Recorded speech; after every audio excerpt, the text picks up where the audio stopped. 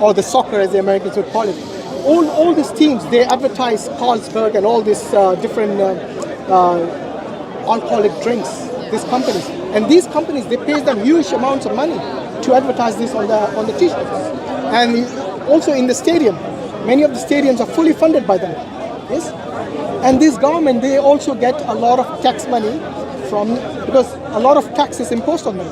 Yeah, every year when the budget comes out, most of these guys who are addicted to smoking and drinking, the first thing they do, oh, the budget is out. Has the price gone up?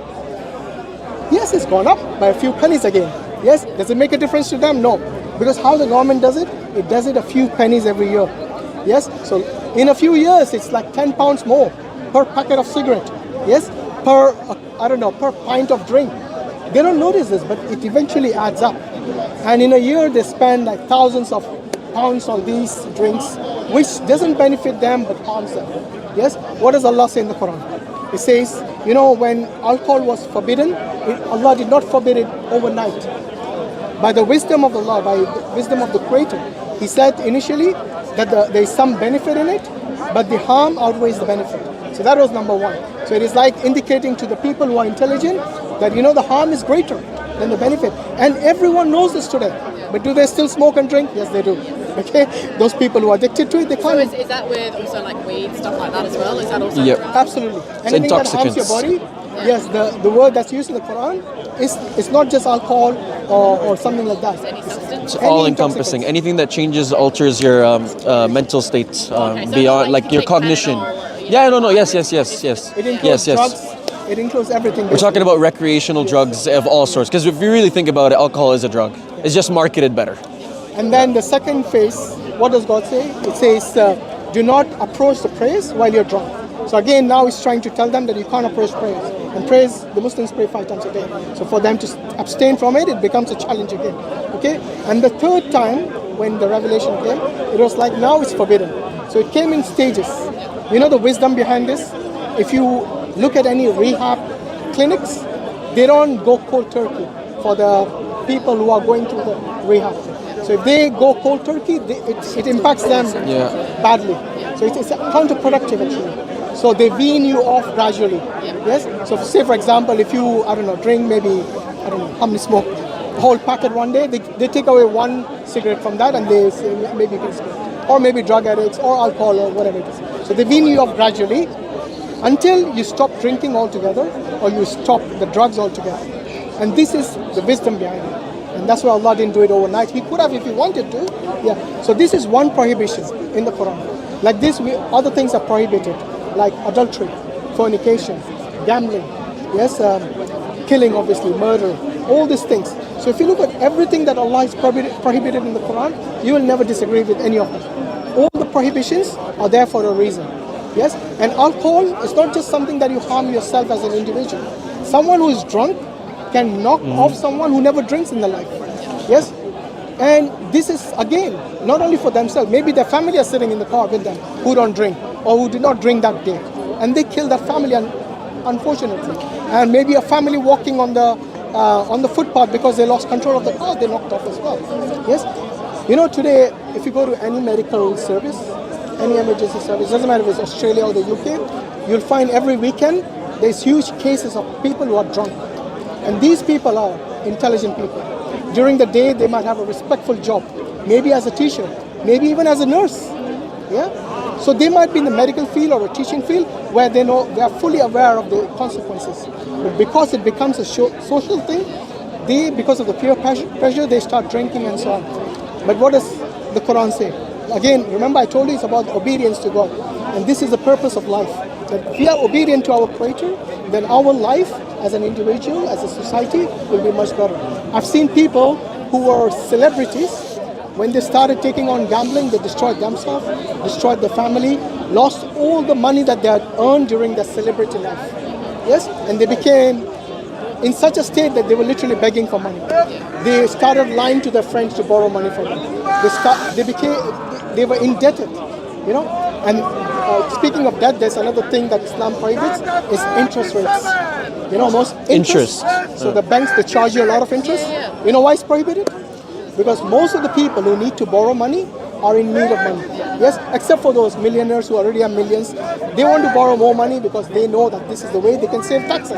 Yes, but again, the harm always falls on the people who borrow money and who cannot pay it back.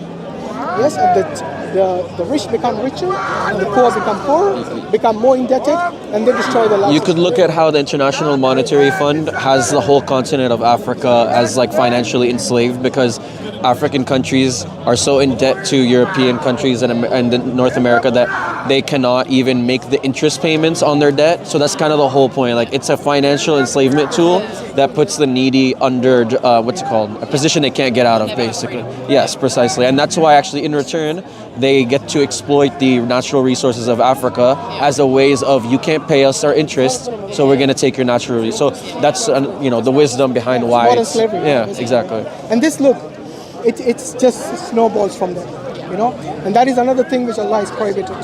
Yeah, because for us, if we borrow capital from someone, we expect to receive the same capital. Yes, and this is, the reason many young people today cannot afford houses is because of the same reason.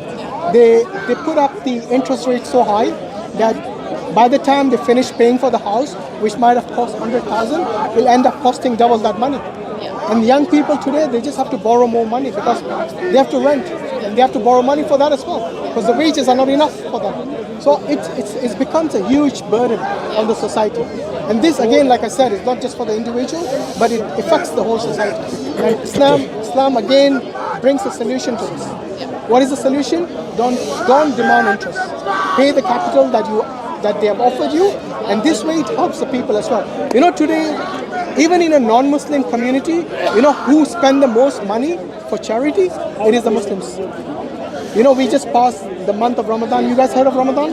Okay, Ramadan is when the Muslims fast. But they don't just fast in the month. They actually start doing a lot of good things, including giving charity, because it's again an obligation for people who earn money, who have money, to give 2.5% of their savings. 2.5%, yeah. So for every $100, I don't know, Australian dollars, I think, you give $2.5. Yes. But if you have over 1,000, you give accordingly to 2.5% of that. And imagine this: it will wipe out poverty in the world if this were done in an organized fashion, which Islam actually pays great emphasis on. So every year, you must have heard many of these millionaires and billionaires giving a lot of money in charity. They are philanthropists. Yes. Exactly. That is what it is for, because they know that they giving charity is something that is tax deductible, and that's the reason they give. But for us, we give it because our religion requires it, because God told us to, and the bigger picture of that is so that poverty is eliminated. How can we live and we fast? The whole purpose of fasting in the month of Ramadan is obviously for taqwa, the closeness to Allah. But the real reason is, like, for example, it makes us realize that there are other people who don't get 3 times meal, who don't get a one-time meal during the day.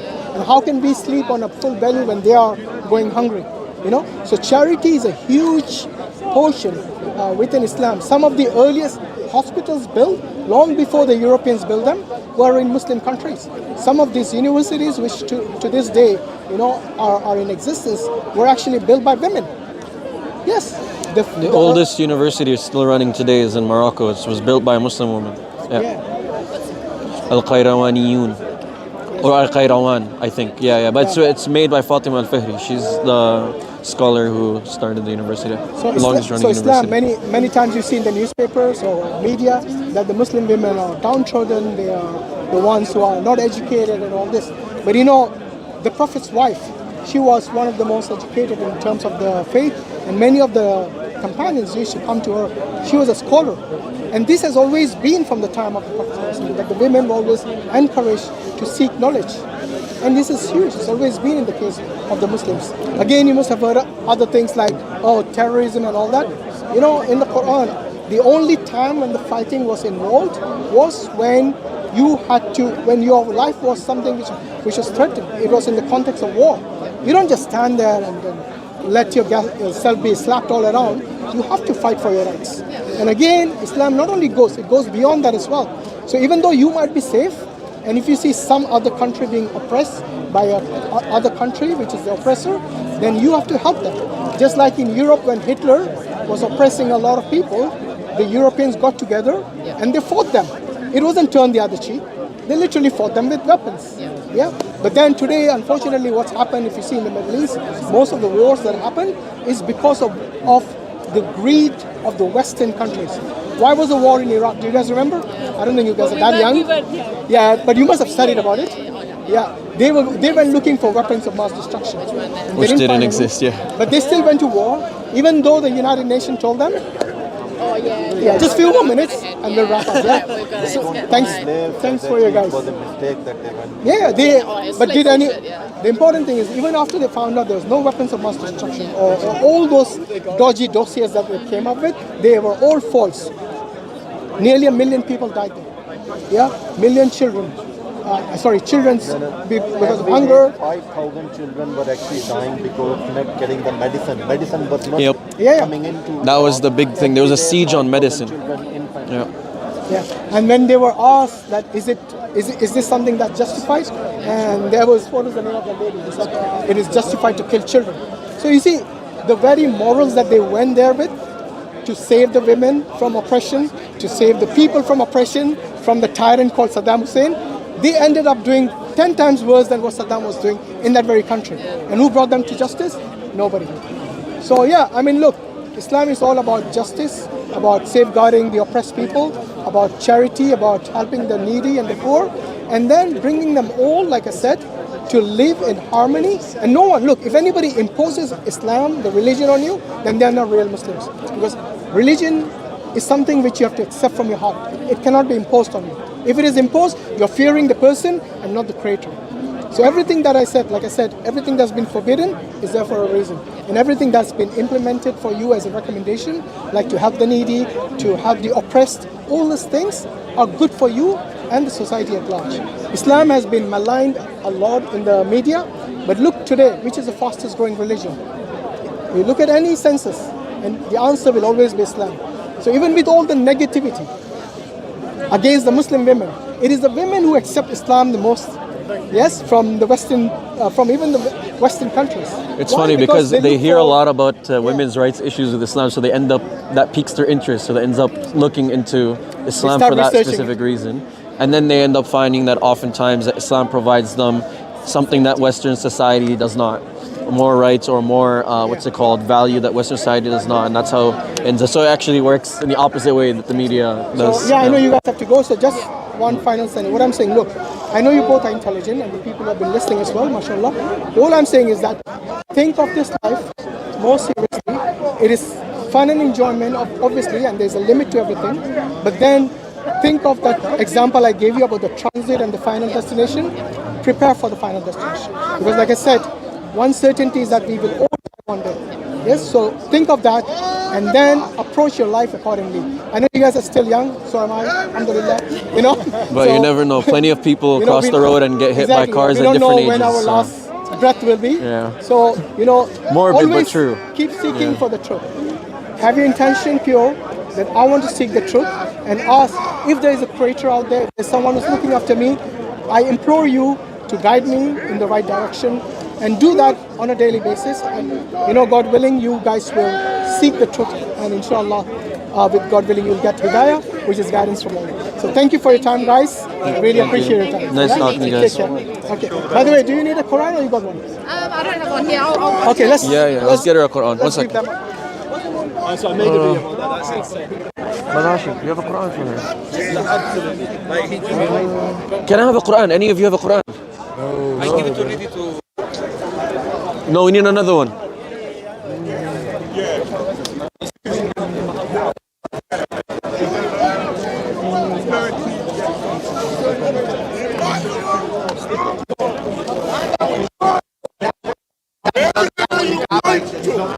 Bro.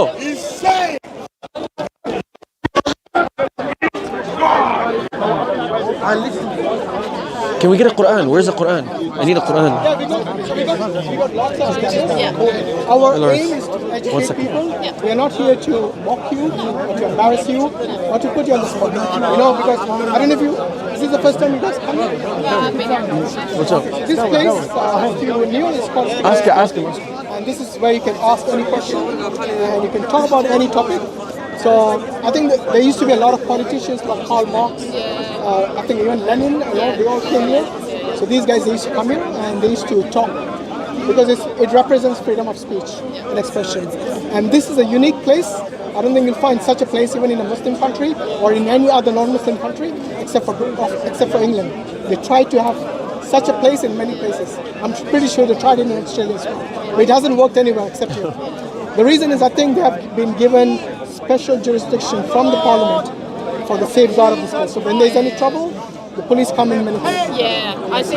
You can imagine, sometimes the tempers just fly. Yeah. We're just waiting for the Quran for this. Did you send? I tried to find Oh, I somebody. tell you what, are you guys going through the gate? The main gate? Yeah, I think we're leaving, but I can read that one. No, if you go through the main gate, just outside the gate, there's a guy standing with Quran. You just pick a copy from him. Okay? Okay, let me go see if I can get them. The main gate, the Take one. care, guys. Yeah. Follow the God of Jesus Christ. Allah subhanahu wa ta'ala.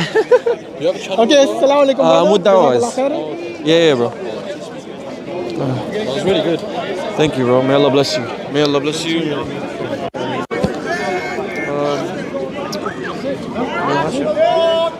Where's the dawah stand? I sorry, the Quran stand that is always here. Where is? Oh, is it? Just outside the gate. Okay. The mic's not me. That's not like they're not mine. So I don't know how to be honest with you. They just get stuck on me. Hey, brother, who do I give these to? Is cameraman? Yeah, give it. Did Mansoor give it back as well? I didn't know. Yeah. In that case, give that to.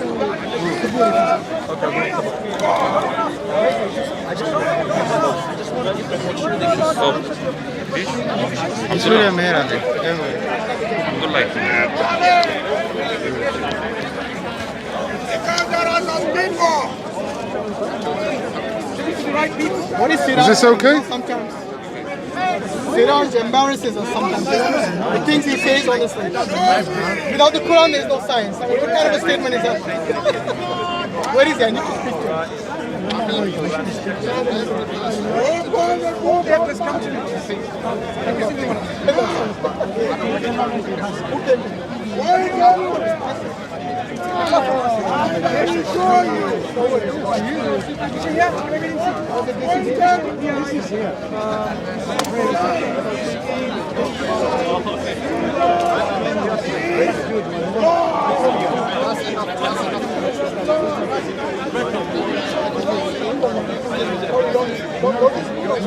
him. When the revelation was given.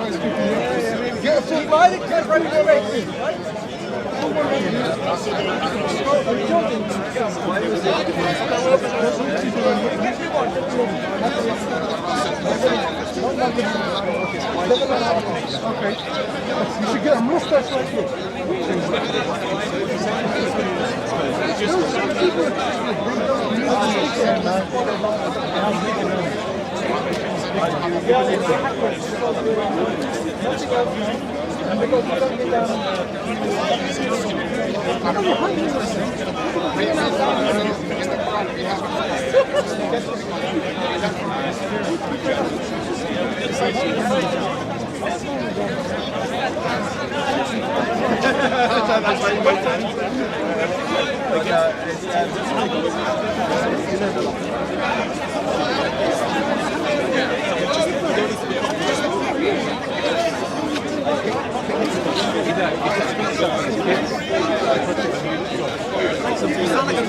He does.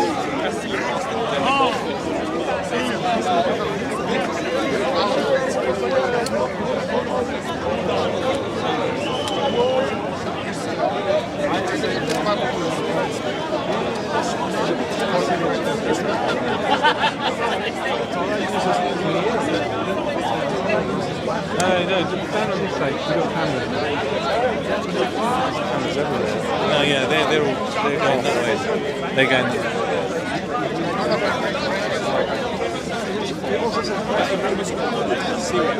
This is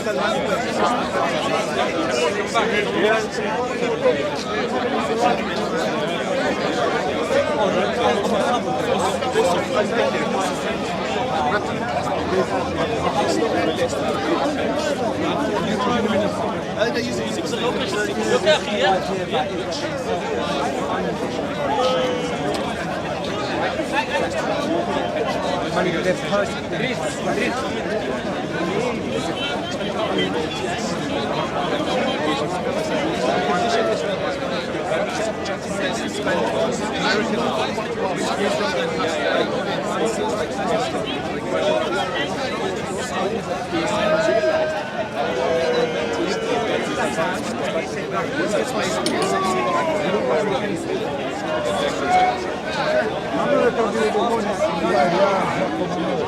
Yes, exactly. It's basically American popular arts industry. Whereas when they give money to So don't use the money to buy America, the money and you just wipe it off your account. The weird thing is that it's all by your boss and paid by the state. in Israel, definitely never goes against America.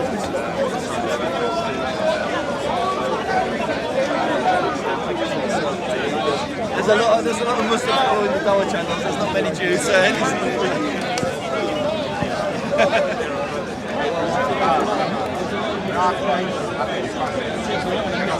So this is one of the things I know you're still here. No, but you want to know what I love about this is they'll often you go to the yeah, I saw that 1818 and say like brother. No, but it says in the virus it says that he knows his stuff.